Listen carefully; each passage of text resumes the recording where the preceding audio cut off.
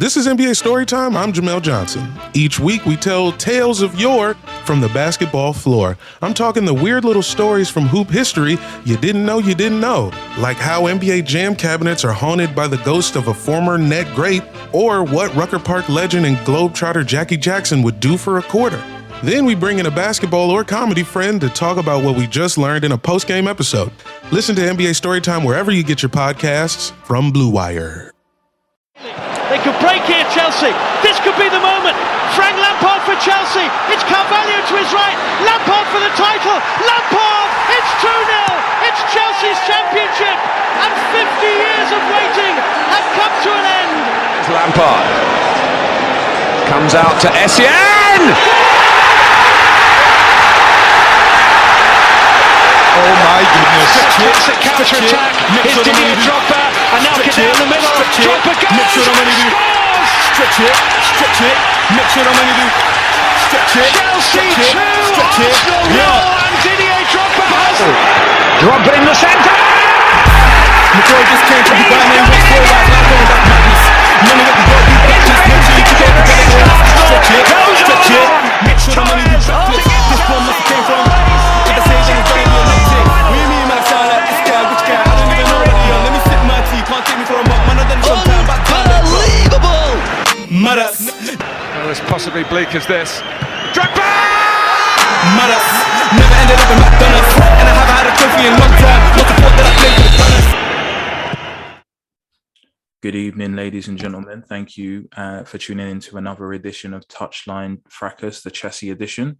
I'm Timson. I'm here with my co-host, Babs. How we doing, bro? I'm not doing too bad myself, Timpson. How are you doing? Yeah, doing, I want to say good, but when my team is losing some of its star talent, it's hard. But yeah, thank you for tuning in, you the listener. We've got a full agenda for you today. We're going to talk about the Blue Academy Exodus. We're going to talk about the squad and some hypotheticals, and we're going to get through to some questions from the listeners that have been provided.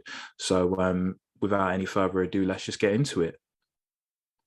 First up, we have announcements that Lewis Bate has joined Daniel Someo in exiting the club. So Lewis Bate has now signed a 3-year deal with Leeds, with the first season to be with the development squad, with a view to getting him into the first team squad the season after. So what's your initial reactions on it, Babs?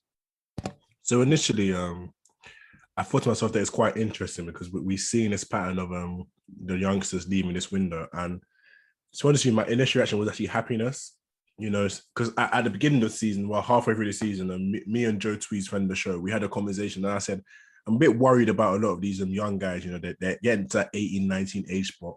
You know, they're still in a dev squad. Not that that's a bad thing, but what is the next pathway for them? And 6 months later, we're starting to see them to leave the nest and go to big Premier League teams. You know, this is really, I think it's just a perfect advertisement for the Chelsea Academy, you know. So yeah, we are making good professional footballers and they are able to get them careers going forward. Ideally, you'd want them to stay here, you know, and play a part in the squad. But, you know, look, I can't do anything but applaud and respect when, you know, young professionals want to go and take their careers to their own hand and just play as many games as possible. And the fact that he's gone to Leeds, it does indicate to me that there is a potential pathway for him, as you mentioned. And I've just got to hope that he just takes the opportunity with two hands and he smashes it. That's very magnanimous of you, Babs. For me, I'm never going to be happy that my squad is getting weakened and we're losing talented players. But I definitely understand it. And for the individual, I wish them the best of luck and good for you. And when I first saw it, this is a player that he's been in a couple match day squads towards the end of last season, but he's never actually managed to fully debut and make the pitch. So he's always been there or thereabouts, but that's before you get like new signings coming in. That's before you get Tino Anjorin fully in and integrated into that first team squad. That's before Billy Gilmore starts. Can I jump in and ask you a question real quick, please? Yeah, go for it. So I understand you mentioned the squad's getting weakened, but do you think there's also this problem whereby it's not just senior players, you know, blocking their pathways, but it's also like the fact that You've got a young Billy Gilmore in the same position, similar age group.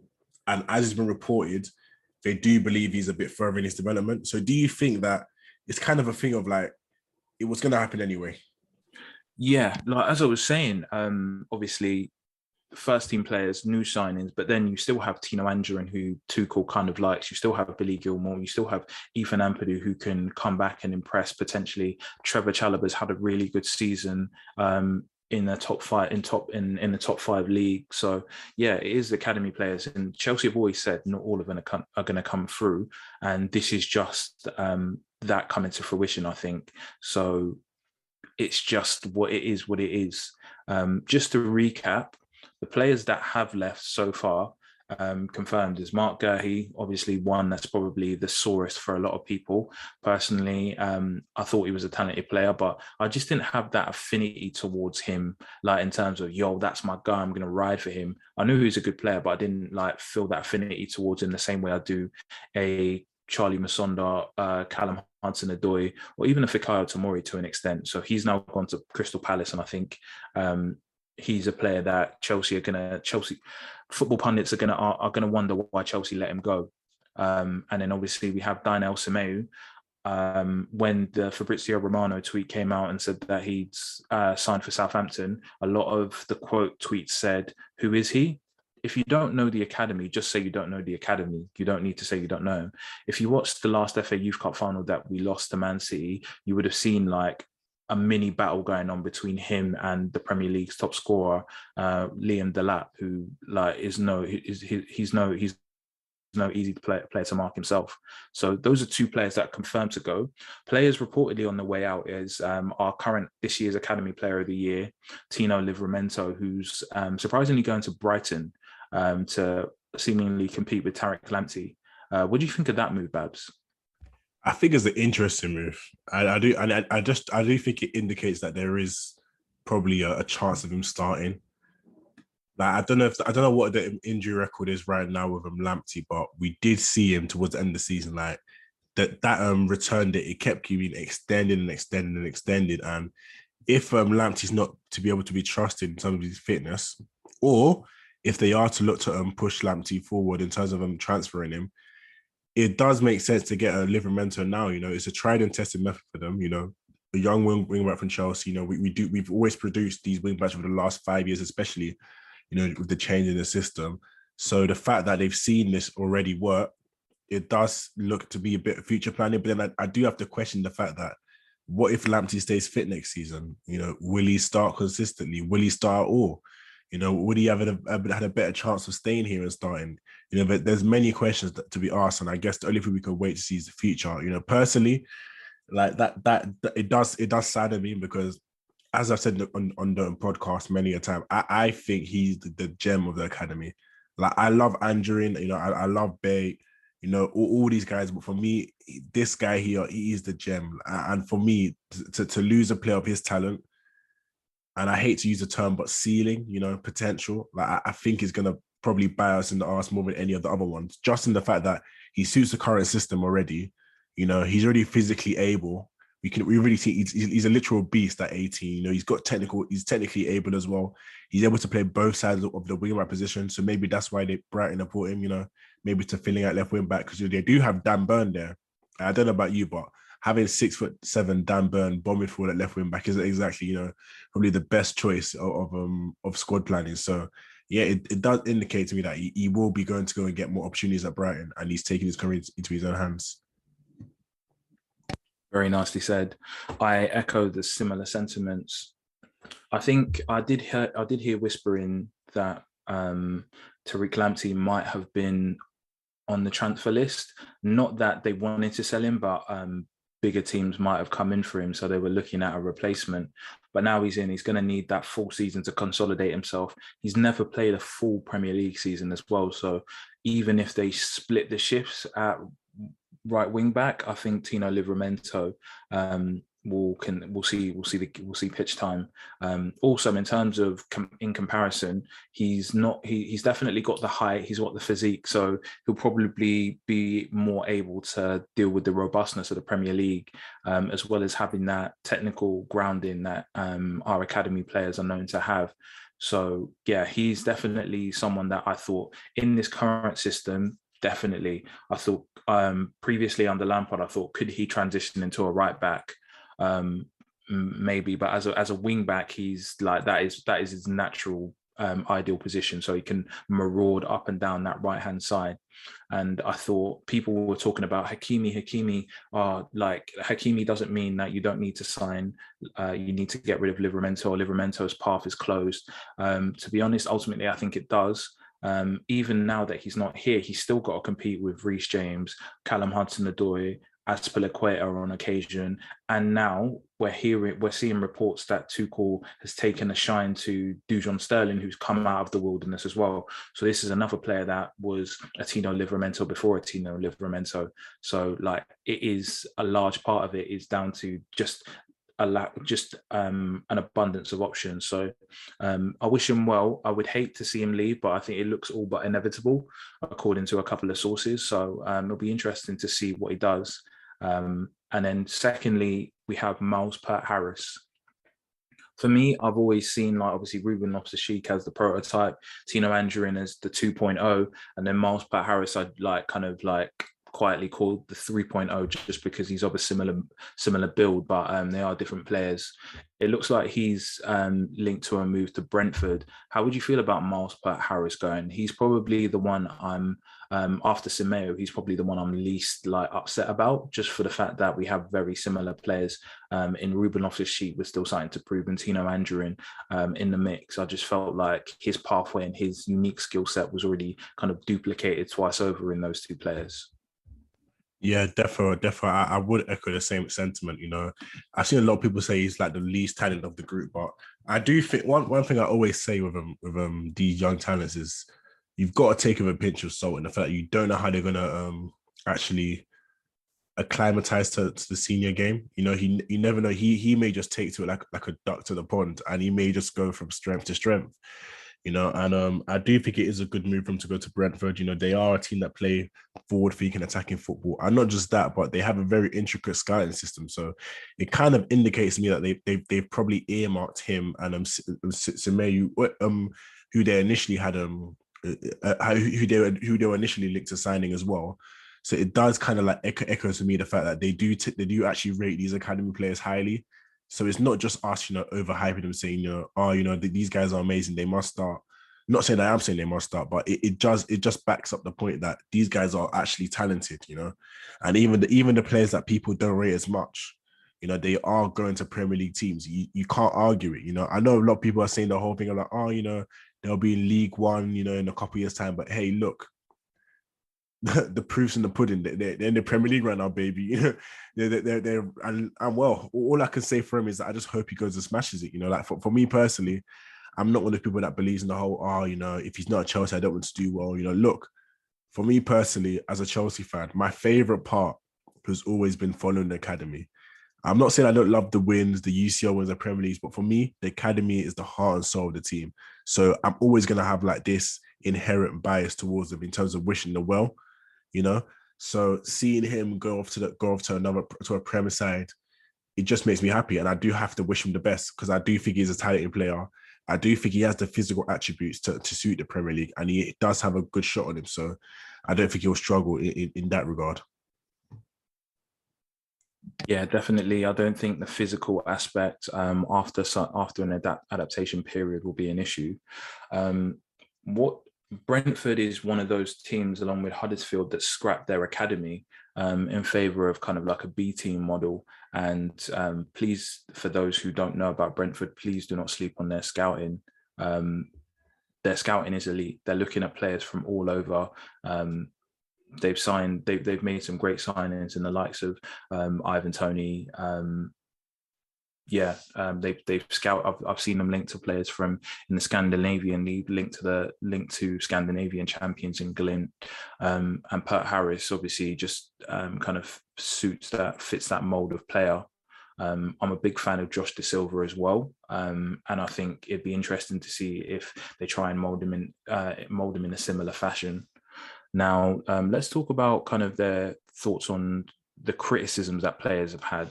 So I've seen on Twitter that a lot of players are posting pictures of your Christiansens, your Reece Jameses, the players, the academy players have gone out on loan and kind of established themselves as mainstays in the first team. They've gone out and goes, oh yeah, you have to, fair play to these players. They've gone out and fought, or they've earned it.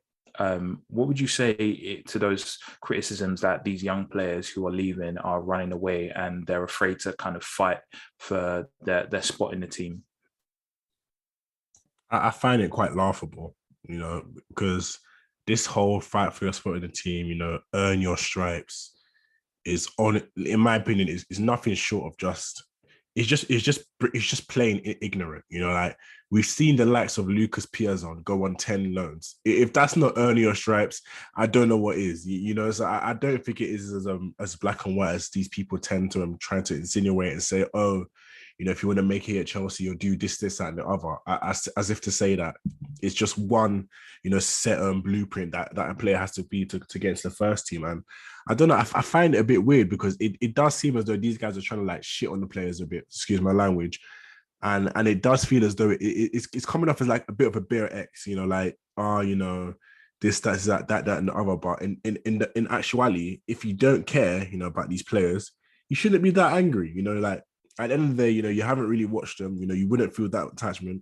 So if anything, you should just be happy that, we're getting some extra money, for the transfer kitty. I still do find it a bit weird because it does feel as though Chelsea fans, they tend to be quite possessive as well. On top of that, over academy players specifically, the whole, you have to go on loan thing. I don't know. I've never really liked it, because I just feel like, as a club, we tend to, yes, loans are there for development, but they do feel as though you're being thrown out on loan, kind of just to get you out of the way and just allow the current squad to be within the squad limits, in terms of like numbers, etc. And it's a bit obvious that these guys here, in this current crop, they're not having it. They want to go play games, they want to start consistently, and they don't want to come back and be bench players. Like the likes of Gurhey, for instance. A lot of people were saying that, he'll be a good fourth choice centre back, fifth choice centre back, and it's like, why do you think a 21-year-old who's gone off to Derby, played in the playoff championships, played 40 games, as in started 40 games last season, why would he want to be a fourth choice centre back, a fifth choice centre back? It doesn't make any sense. Like, and not just that, we're Chelsea, we're a team that likes to buy players. So him being a fourth choice, fifth choice centre back this season, you never know. We wanted to buy the next hot prospect, next season, and just push him back down even more. So for me personally, I think it's a good thing that these guys are going away. Like there's this whole thing of like people say, we have to have these buyback clauses. We have to have this, we have to have that. But at the end of the day, you don't really need them if the player wants to come back. Because look, we can have whatever buyback clause you want in the Gurhey's contract, but if he doesn't want to come back, he's not going to come back. So I just feel as though Chelsea fans, there needs to be a lot less, a lot less. These guys, they belong to us. Just let go. Let it go. Let these guys go ahead and play football. Nicely said, Babs. Nicely said. Shout out the Secret Scout on Twitter. He put it best in that I said it on Twitter as well. So when I saw someone saying, shout out to Andreas Christensen, he was patient and he got his opportunity. And I quote tweeted it and said, for every AC, there's a 3 or 4 Matej Delaches. So at one stage, this was a goalkeeper who was our longest serving player at the club. He'd been there almost 10 years, 9 loans, never made a single appearance at the club. I've listened to him on other podcasts and he's mentioned that like there was times where he was staying at Petr Cech's house and Petr Cech was speaking to his agent to get him a loan instead of the club facilitating loans. He was so stuck in that system. And Secret Scout said it best in terms of Chelsea, the Chelsea academy and the Chelsea hierarchy has many faces. the one face is obviously the Mason Mounts, the Hudson-Odois, and the ACs going on loan, not Hudson-Odoi, obviously, coming back and adding value and becoming first-team players. Others are your likes of your George McEachran's with all the talent in the world, your Lucas Piazons and Matej Delaches, who have just been used for essentially loan fees and profit, a profit-generating machine. So there's many different faces. So and I think there's different ways of betting on yourself in that sense as well. So these players who've decided to bet on themselves and go, I'm betting on myself that I'm going to leave the comfort of a big club, a champion, a European champion, a state-of-the-art facility, somewhere that I've been since a young age, and I'm going to go to men's football, and I'm going to bet that my ability is good enough to get me into the Premier League, whereby instead of staying comfortable in Chelsea's academy, I want to go out and play now. That's one way of betting on yourself. Another way that fans might prefer would be like when Reece James, when he went to Wigan, he was going to Wigan knowing that the right back had won a Players' Player of the Year or Managers' Player of the Year the previous season. So he's bet on his ability to go in and go, I can oust this guy. So there's there's different ways of betting on yourself, and I just think this is just one way of it.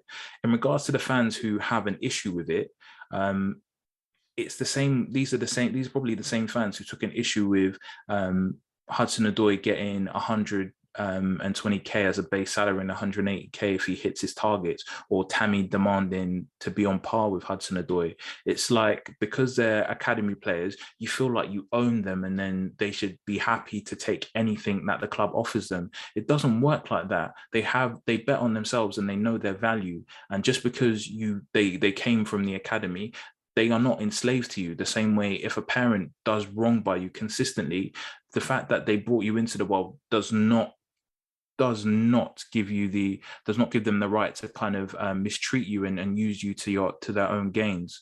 So with that said, I just think any criticism towards the players is silly, because leaving Chelsea, there's no more comfortable situation than staying at Chelsea's academy and being known as a Chelsea academy talent, in comparison to going to these clubs where they're not owed anything. They're just on the payroll like anybody else. They have no special kind of attachment to the groundsmen, the kit ladies, or anyone or anything like that.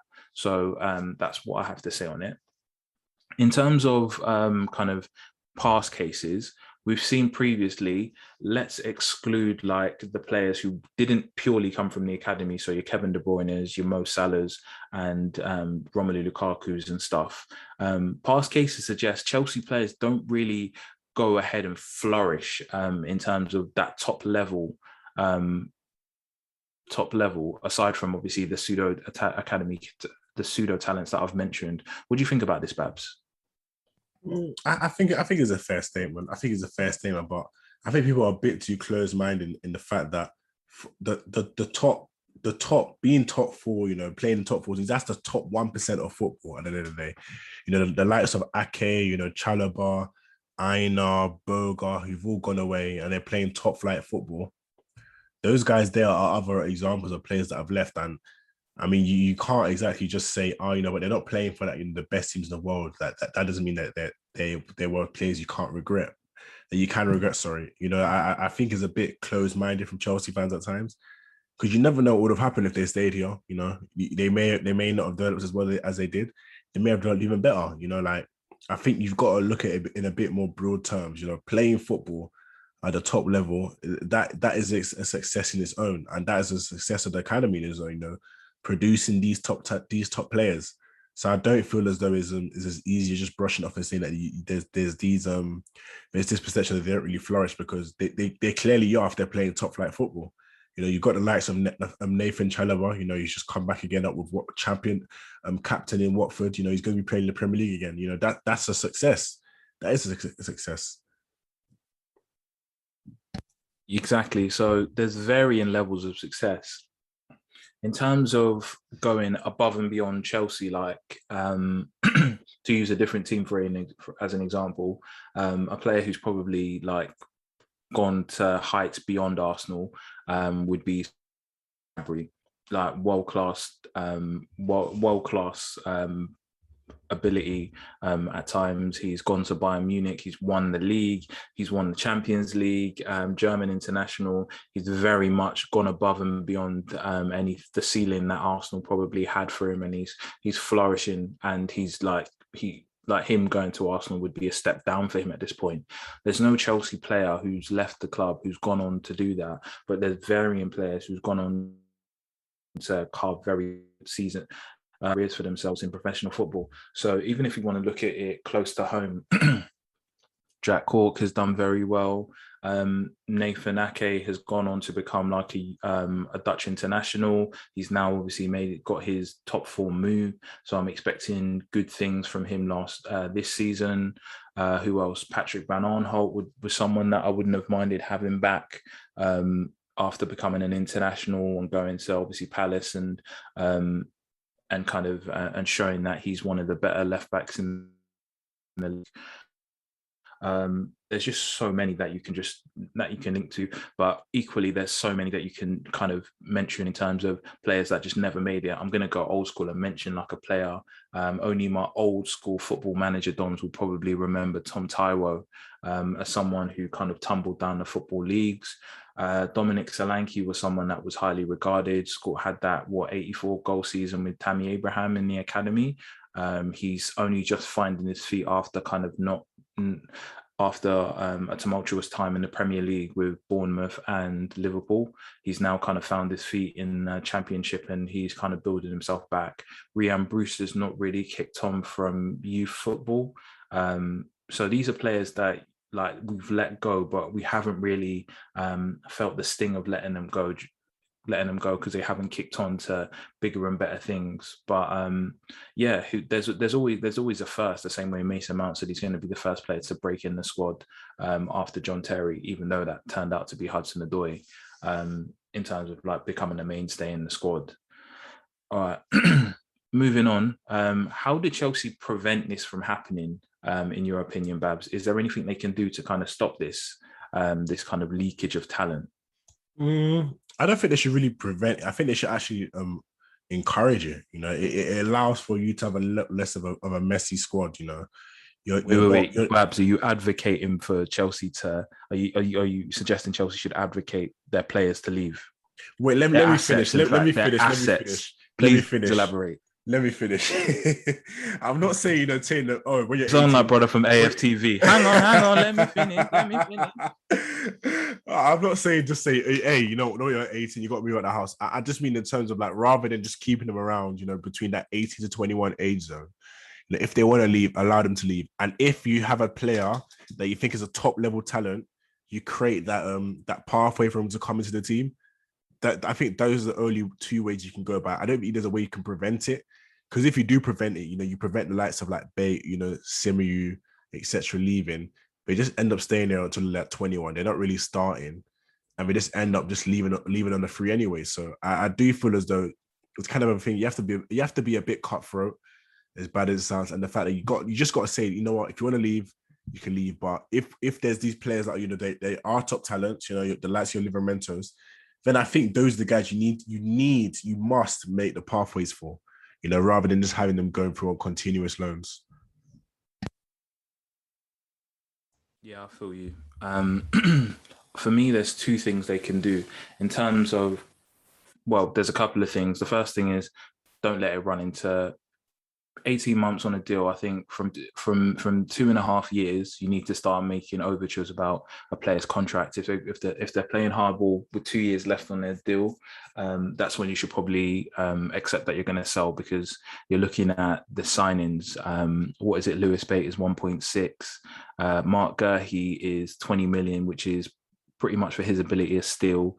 Daniel Semedo is probably is another one that's like 1.6 with add-ons. And the other players are going to go quite cheap because they've got like 18 months to 12 to 18 months on their deal. So they need to like shift these players when they've got at least 2 years on the deal, so they retain a lot of their value still. Secondly, probably if they're resigned to letting these players go, you need to get the sell-on clause. They've managed to do it with Mark Gurhey and Daniel Simiu. They've managed to do that. I'm not sure about Lewis Bate, not 100% sure, so I don't want to give out false information. So that's a good move. And then probably just be more decisive with these players, because a lot of people on the outside are thinking, oh, Chelsea are losing their best players. They're losing Miles Pert-Harris. For every Miles Pert-Harris or kind of Gurhey, Simiu or Bate, we've got a Leo Castledine coming through. We've got a Charlie Webster coming through. We've got we've got so many talents coming through. We've got we just signed Michael Elise's little brother to the academy on, I think, a scholarship. So the conveyor belt isn't stopping anytime soon. So it's just kind of preparing for next time around. And I think making sure that there's a better progression path for each of these players and better communication to make these players feel wanted, because at the moment, all they're doing is seeing things, seeing players around them that are slightly above them in terms of the pecking order and obviously the progression throughout the academy process, and thinking, when is it going to be my turn, and will there be space for me when it is my turn to kind of progress to the next step of the first team? So there's a couple of things they can do. Will they do it? Who knows? Who knows? If Tuchel's the manager for a longer period of time, maybe, but for now, we'll see what they do. Cool. So enough about the Chelsea Academy. Let's talk about the squad. So currently there's been no signings thus far. A lot of people are getting quite stressed out. I, for one, am not one of them. I would be quite happy not happy, but I would be more than okay for us to continue the season with the players that we have at our disposal. So the players that we had in the current squad last season, bolstered with a couple of players from the loan army who have kind of stepped up their game and impressed Tuchel. Babs, how would you feel if there were no signings this summer?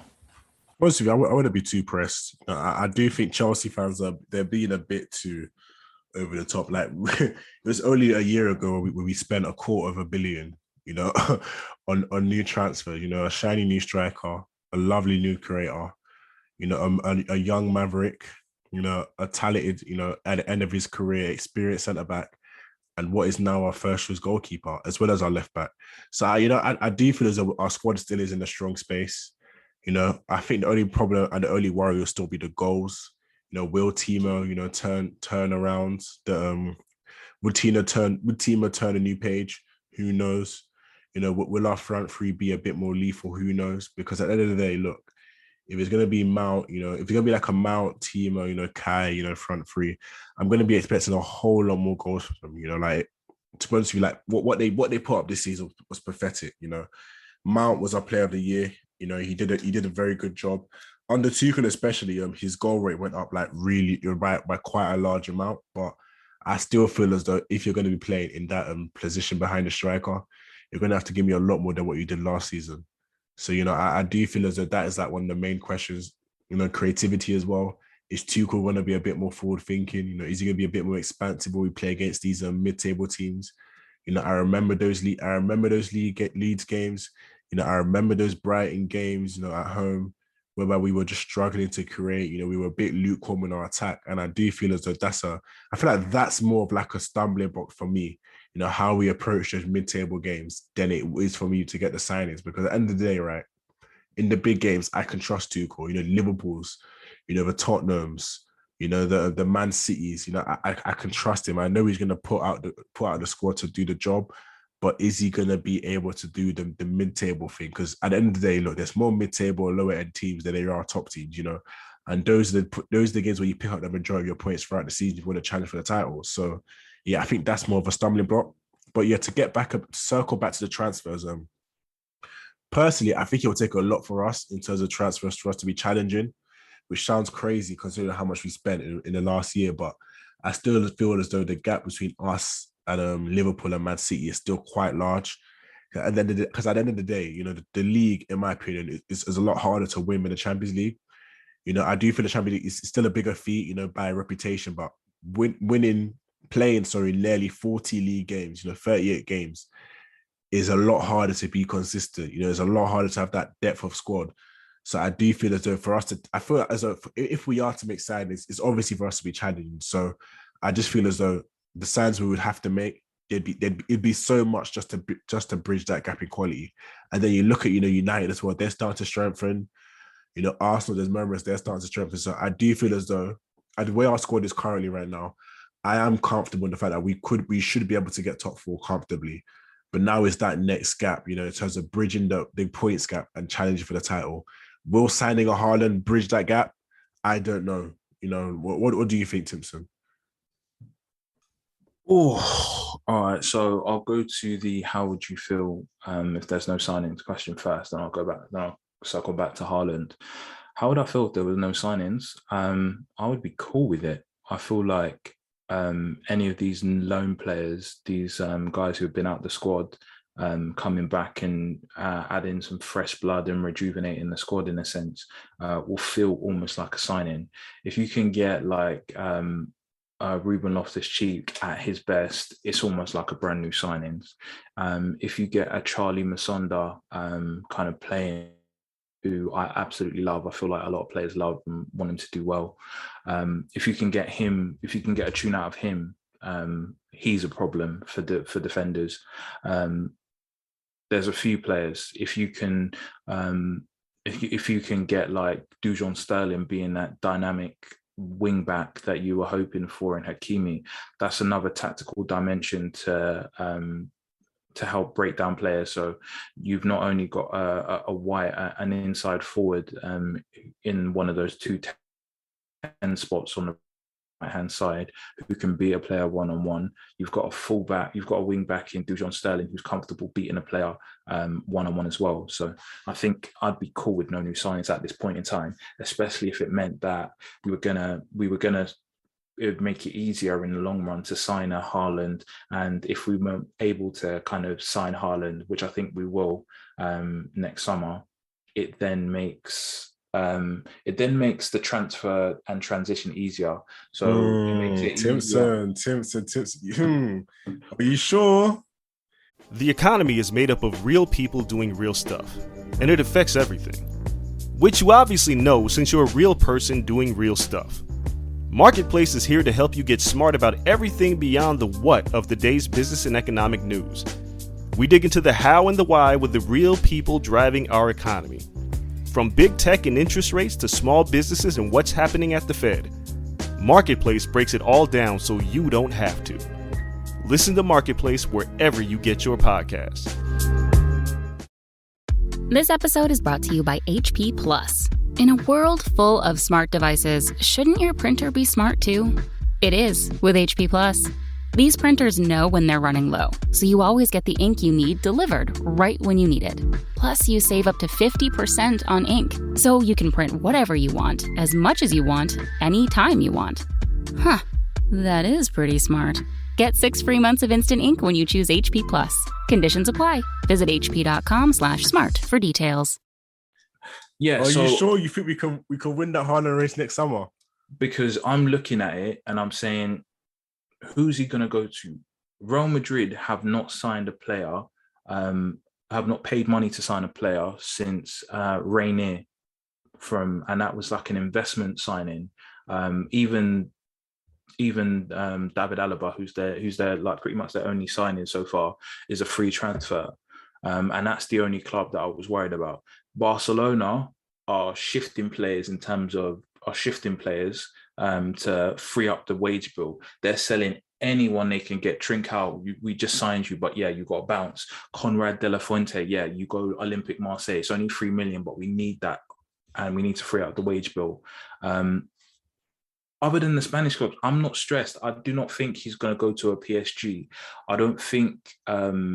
I'm not worried about. I'm not particularly stressed about any other English club apart from maybe Man City. But it depends on who they. If they sign somebody, I'm like, cool. Haaland is secured. He's not going to go to Bayern Munich. They're not going to deal with Mino and Mino's crazy wages. And also, you got to pay the toll with Haaland Senior as well. I think with Chelsea, I feel like it's going to be we have almost an unencumbered run at him again, not to the extent we had it with Kai Havertz, but I struggle to see any other team apart from Man City come in with a kind of a sustained and serious attempt to get him. Liverpool maybe, but they don't spend money like that, especially and they don't deal with troublesome agents like Mino Raiola. So, and if we were to get him, let's just assume we were to get him for a discounted fee, like we literally get him for an absolute steal, which means he doesn't have the pressure of 150 million hanging over his head, meaning that he needs to be top goal scorer for the next 5 years. And then we need to sell him for like 80, 90 million to make a profit. Or for it to be sustained. He can come in, just focus on his game. He's not cost a lot of money. He's come in relatively cheap, and then he just needs to focus on football, and we create a better environment for him. Is Haaland the one to kind of take us up a next level? Strikers are paid the most, well, attackers are paid the most, because obviously it's probably the hardest thing to do, score goals. So a guy who can score consistently, as he's done in Salzburg and he's done at Dortmund, I think he's worth the gamble. And if we get him at that price, it's almost like a free hit, because I don't see his value decreasing. Even if he has a stinker, we could still kind of loan him out, collect loan fees. But I don't even think he's going to do that. There's a couple of things about his game that I think he needs to work on, because he spends a lot of his time just preparing and getting into the area to finish chances. He'll have to press a lot more in Tuchel's system and the Premier League, and we'll have to test his hold-up play, because he hasn't had the opportunity with the way Dortmund play. So I think he could be that player that turns the knob. And based on elite strikers, he's in a very, very small tier of players outside of Lukaku, Kane and himself, really. Unless you want to go for an agent bet, you want to go for a Lewandowski, but that's not long term. He's probably the most ideal for Chelsea at this point in time.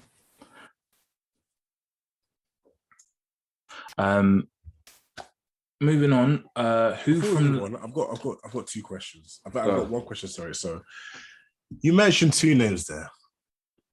One, Ruben Loftus-Cheek. Two, Charlie Musonda. All right. So Timson, we have 3 attacking spots in our team right now. Currently, we have Mount and Timo, who seems to be the starters. So that leaves, one more spot, and then you got what? You got Havertz, you got Ziyech, you got Pulisic, you got Cho as well. So adding those two to that mix, don't you think that those two coming back could be a bit detrimental to the other players' minutes? Let's say we want Cho to be playing in the front line, that inside forward left position. Doesn't having Ruben back in the squad, take away his minutes? Musonda, doesn't he also take away his minutes? Because at the end of the day, look, if you got more people at the table, that's just more slices of the pie. I hear you. Obviously, I would say healthy competition is good for a squad. We're probably inflated, but I feel like it's just going to push the squad, and I have confidence in players, and it will foster a good mentality in terms of the work rate and kind of what needs to be done. You've already seen it in Hudson-Odoi. He's kind of got a personal trainer. He's training. He's built his body up. He's increased his speed as well as his muscle mass, and now he's got a sharpness that coaches haven't seen before. And I feel like that's in preparation to incoming competition. So yes, players might lose, would inevitably potentially see less minutes, but the best players will always play in the games that tactically suit them. So I'd rather let the cream rise than kind of complain that there's too much cream. Yeah, fair enough, but you still haven't answered my question. Do you not think those two are going to eat into other people's minutes and it's gonna just, just more, just more slices in the pie. Like I know it's, lovely having Ruben back. The whole sentimental touch. He's back from his injury now. He's here at Chelsea, and hey, look, I want him to do well. It would be amazing for him to do well, but him playing, it does take away minutes from other players. So, do you not think that's a problem potentially? I don't think it's a problem because he's him and Charlie Masonda. If they're in the squad, they're taking minutes from players, and that's not even a debate. Now, if they are playing, it's probably because of Tuchel. It's probably because they deserve to be playing, and if they deserve to be playing, it's probably because they're playing well. So I'd rather those players. I'm happy for players to play and take minutes off of players if they're playing better. Fair enough. All right, listen, I'm going to want you guys to bookmark this because we're going to come back to this during the season. A, to see if they're still around, and B, to see how they've affected other people's minutes. Also, like if my boy, obviously everyone knows I'm Team Cho, but if my boy is missing out because of them, yeah, I can't complain. But if Pulisic is doing his nonsense from last season and still getting minutes because of his £60 million price tag, I will be complaining. But that's for another story. Like that's for further along down the season. So who from the loan group do you think could stake a claim for a spot? For me, there's two candidates solidly: Ruben Loftus-Cheek and Dujon Sterling, based on reports. And then obviously my dark horse is Charlie Masonda. Who would your three be? Absolutely none of them. Okay, I'm just joking. Okay, if I'm to be honest, and looking at that loan batch that returned, my hope was for Gurhey to be the guy to replace Zuma. Okay, it doesn't look like he's going to be the one leaving, but I would want to have Conor Gallagher around. But then again, I have to ask myself, is he going to want to stay around and be fourth choice centre mid and play the minutes that Gilmour did last season? I highly doubt it. Who else have we got returning? Maatson, he had a good loan at the Valley over at Charlton. They did our boy Connor well as well. I think he has a potential chance. I haven't seen. I don't know if he's with the preseason squad, but I've seen him in a couple of pictures.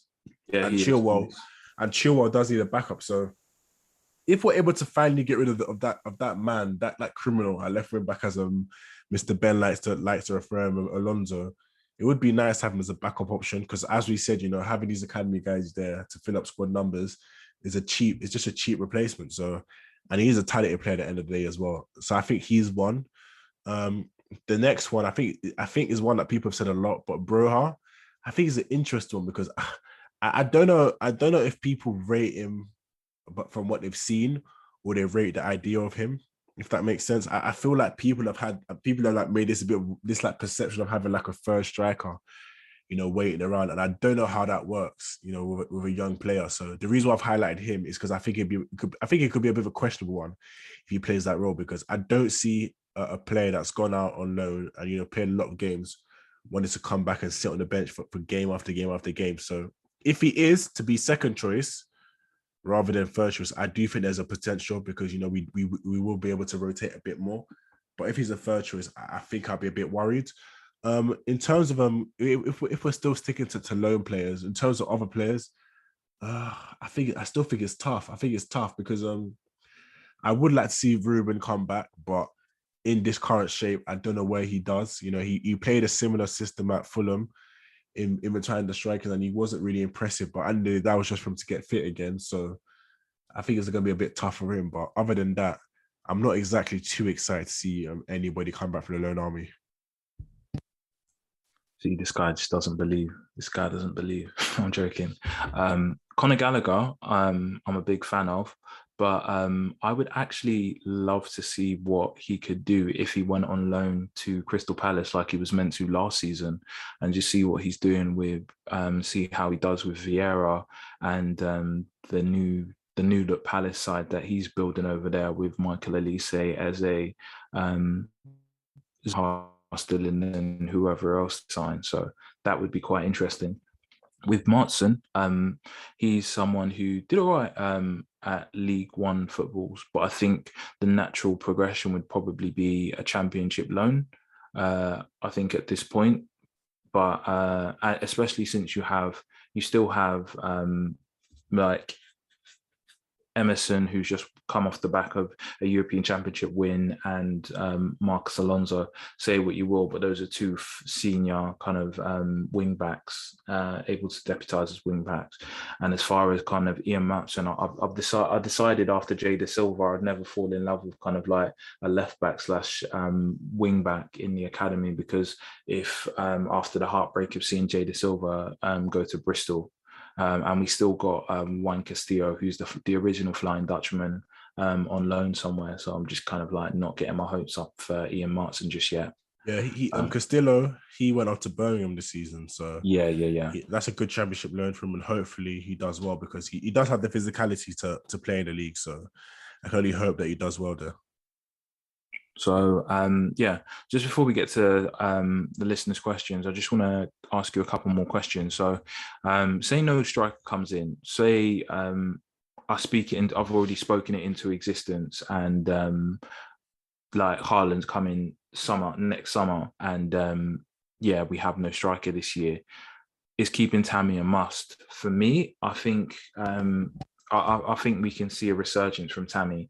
I feel like there was, when it was just him, Hudson-Odoi and Tino Anjorin in the very first preseason training session, it was a very heartfelt hug. So I don't think, maybe there's no like personal grudges there. And Tammy's always someone who will get his head down, work to impress. So maybe this could be a chance for Tammy to kind of win Tuchel over.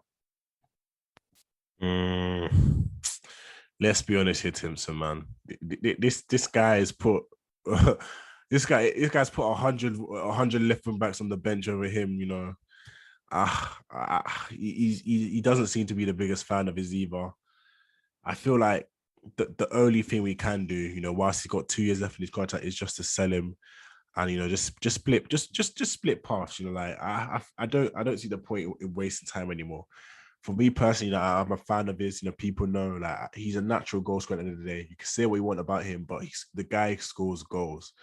You know, he scored one less. He scored the exact same amount of league goals as Werner did. He scored more goals last season in the league than I believe Timo scored in all competitions this season. You know, he's a natural in front of the goal. And you just have to look at the season on the Lampard. You know what, 15 goals in 25 starts.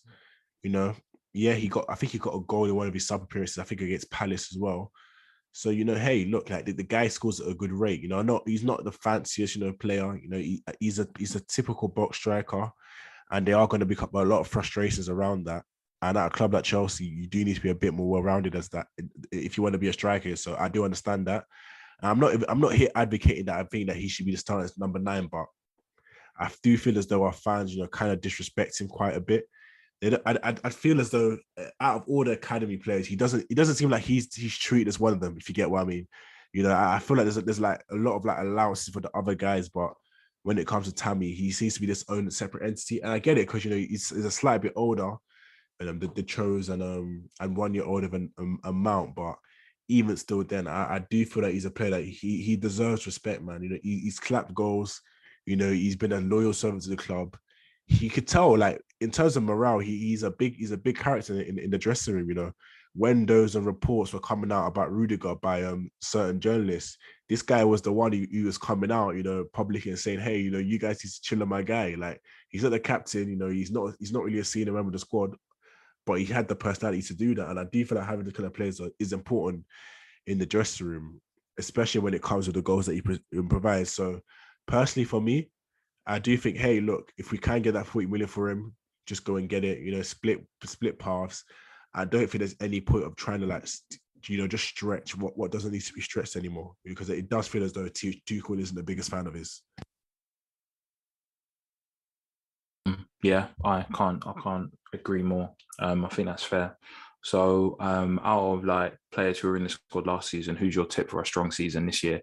I'm going to go with the star boy, Callum Hudson-Odoi. He's just been working, and obviously we've seen the tweets from Adam and about how well he's playing. And obviously he scored in the squad intra-squad friendly today. So he's just gone up a level in terms of his ability, of his professionalism, and his approach to football. Yeah, agreed. For me personally, it's going to be a bit of a left field one. I'm going to go with Mount. And it's going to sound crazy, but I know it's going to sound crazy. But the kind of player he is, the kind of attitude we've seen him have already, I feel like he's one of those players that he's only just going to keep ascending as the squad gets more competitive. And I won't be surprised if he just brings out an absolutely insane season. You know, I'm a big fan of his, as people know. You know, I did believe he should have been player of the year in his first season as well. But I do feel as though he's going to have a crazy season. But if I'm going to go with a left field choice, because I know that was a question, for me personally, it's a tough one, man. It really is a tough one, because the only really players I can really think of are obviously the guys that haven't started as much, so like the Chos, and the players that I've started but haven't impressed, so like Timo Werner. And I'm not exactly sure that I can hedge my bets and actually be honest in saying that I picked Werner's going to do well. But my left foot option is going to be Ziyech. I think he did struggle in the fact that he didn't have as much as a joint season as everybody else did. You know, the Dutch league did end a lot earlier than the Premier League did. And within that, you know, he did join the team and he was training a lot, but he didn't really have that much sharpness. And you could see it when he came into the squad initially. You know, we saw like bursts of impact, you know, against Sheffield, against Burnley. You know, we saw he had quality on the ball, you know, against Leeds just before he got injured. And when he came back, you can see that his calibration was just completely off. I don't think he's a player that's really going to ever adjust the intensity of the Premier League. And I wasn't really the biggest fan of us initially signing him, because I didn't really think he suited the league specifically.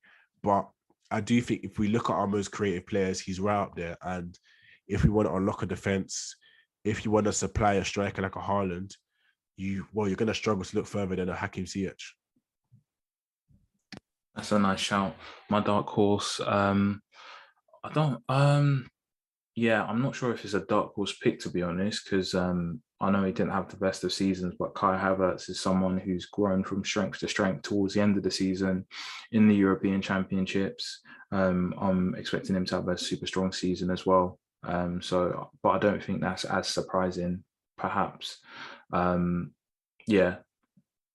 Ruben wasn't in the squad last year either, so I can't really pick him. There's nobody else really that I think that would stand out to me that was in the squad last season that I think, they're gonna. Yeah, you're gonna stick with your Cho choice, then, I'm guessing. I'm gonna just stick with my Cho choice to have like that strong season. Kai to be one of those players who didn't have so good a season. And I also want to give a shout out to, because we talked about players leaving, I want to talk about one player that's particularly loading. So Xavier Mbiamba. So whilst we're obviously looking at the players leaving, this guy is putting out the Benzema levels of production on his socials with his training content. He's grown his hair out. He's braided up. He's ready for war. Like, he's ready to do war and break into that Chelsea first team. It looks like I see the determination. When he posted the post of "I'm coming back stronger" prior to his recovery, I just felt like this guy is ready to do a madness, and he's putting in the groundwork to do that madness. And I hope it happens this season. So he's someone I think people should keep their eyes peeled for. Yeah, fair enough. I guess fair enough. Is he with the preseason squad or?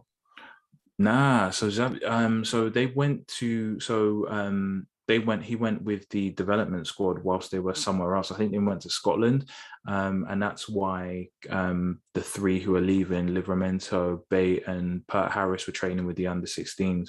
Obviously, they would have been training with the first team had their contract situations been not tumultuous. So that's why. So I think he was with the development squad. Oh yeah. Cool. So that brings us to kind of the end before we and we'll move on to the we'll move on to the listeners' questions, and then we'll finish off. Babs, do you want to read out a few? Happily. Guys, again, as we say, shout out to Discord listeners. These guys take priority, and we've seen you guys have really smashed the questions this week. So apologies if we don't get to your questions, but we will be answering your questions. We're probably going to I'll probably put out a cheeky extra episode going through a couple of questions I don't get out through, just to be a bit nice for the listeners.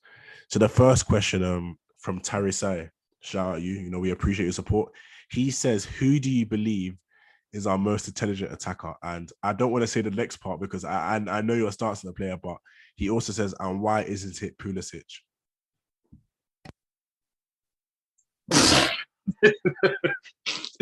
Boy, why isn't it oh my, like, so someone's setting me up to go in on the guy.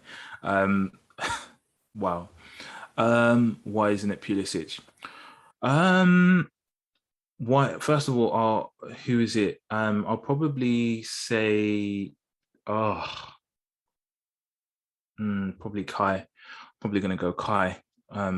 His ability to know when to run in behind, how to kind of be that Ramdamatar and investigate space.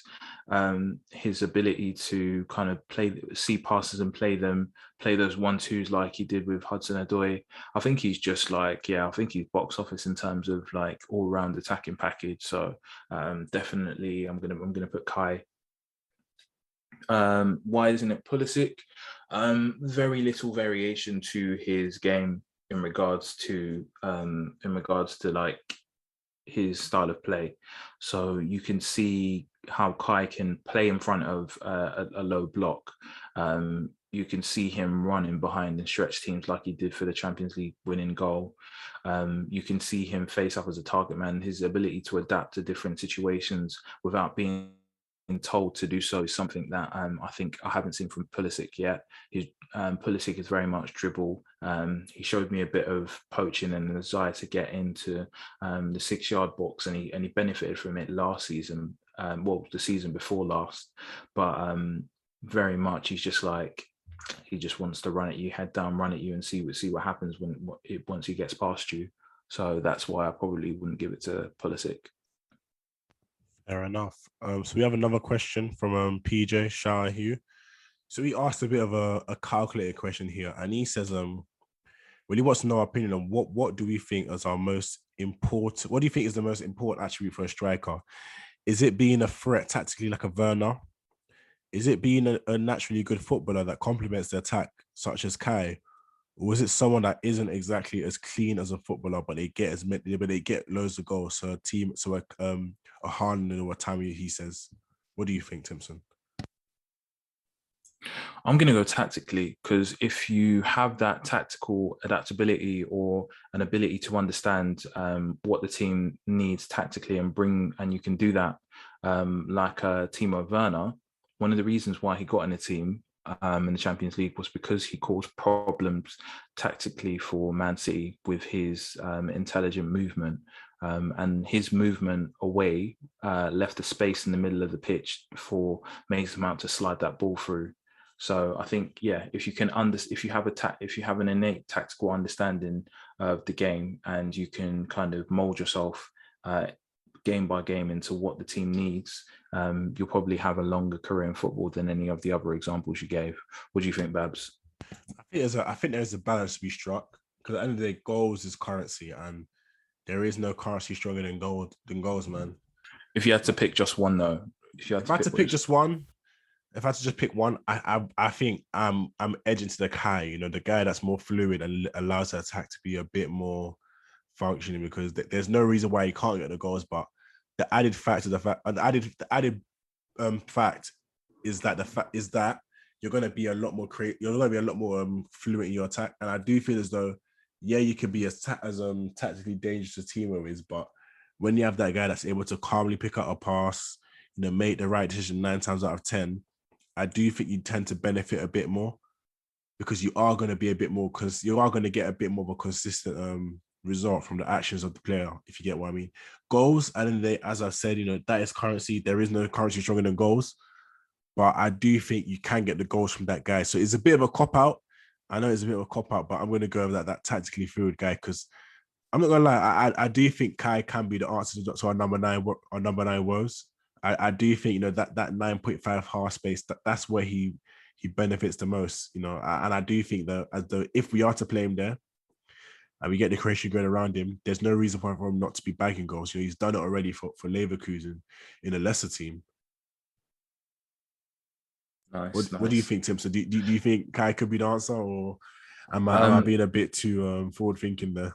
I feel like he could definitely be an interstitial stopgap in between Haaland's arrival or a player's arrival, a pure goal scorer's arrival. But even if we did sign that goal scorer, I feel like Kai would still have those opportunities to play as a false nine and kind of do what he does, because even if a pure goal scorer wouldn't have in some games the threat that Kai would bring. So yeah, I'm definitely digging the answer. Defo. And next question from Nick. Shout out, Nick. We spoke about these two a bit during the podcast. I mentioned that he would be my left field choice for a player to perform better in the Ziyech, and you also mentioned Ruben Loftus-Cheek in terms of the fact that you could have a bit of a boost to the squad. So Nick wants to know, how do you rate their chances? So how are we actually going to rate their chances of them actually being able to do this with a poor preseason at Chelsea underneath their belt? Do we think it's likely, or are we being a bit too presumptuous? Sorry, it's Ruben Loftus-Cheek and who? Ziyech. Yeah, Ziyech. I think Ruben, he's probably got a lot more established talent to beat. So he's got to get World Cup winner, Ballon d'Or contender, Kante out, and then European Championship winner, and I call him an ascended European champion since he's won it twice this season at club level and international level. J5, who's flying high. Kovacic, who I think Kovacic is probably the person he should be aiming to leapfrog, because their skill sets in terms of ball retention and smart movements are probably similar, but I think that would be someone that Ruben should be like, I should at the very least be in the pecking order ahead of you and kind of establish myself as third choice midfielder, or be in the squad when he does go for a three-man midfield. So I think his chances aren't too bad. Tuchel likes an athletic P&P player with technical acumen, so he'll always have. I think he'll get that look, though. I think he'll be in the squad regardless, which is why I don't think Conor Gallagher will be in the squad. As for Hakeem, a bit tougher for Hakeem, because Hakeem's never been blessed with that pace to run in behind. And I think he prefers to start out initially wider and come inside, as opposed to being like in those half spaces, then moving centrally. It's a bit harder for Hakeem, but he's had a season to kind of understand the new manager's instructions, or half a season, and he's had this full season to kind of learn, and he seems like he's thriving. Obviously, he scored a hat-trick previously, so it'd be interesting to see. And in terms of his deliveries, his ability to kind of play balls that nobody who plays in those half spaces can, he's got a nice weapon that works in his favor. What do you think, Babs? So for me personally, Ruben's an interesting one, because fitness permitting, you'd hope he'd be able to get the chance in preseason. But I haven't really heard anything in terms of him playing so far during preseason. So I'm a bit worried in the fact that I'm not sure if he would get that kind of opportunity. Ziyech, I think, is a lot more likely, because at the end of the day, he's a big signing. He comes with reputation. So I think he's a lot more likely to get on the field to exemplify this. So I'm going to go with him as being likely. And I feel like Ruben, I'm not sure. Tuchel said a lot of nice things about him. He refers to him as the English Balak and all these other nice things. But is Tuchel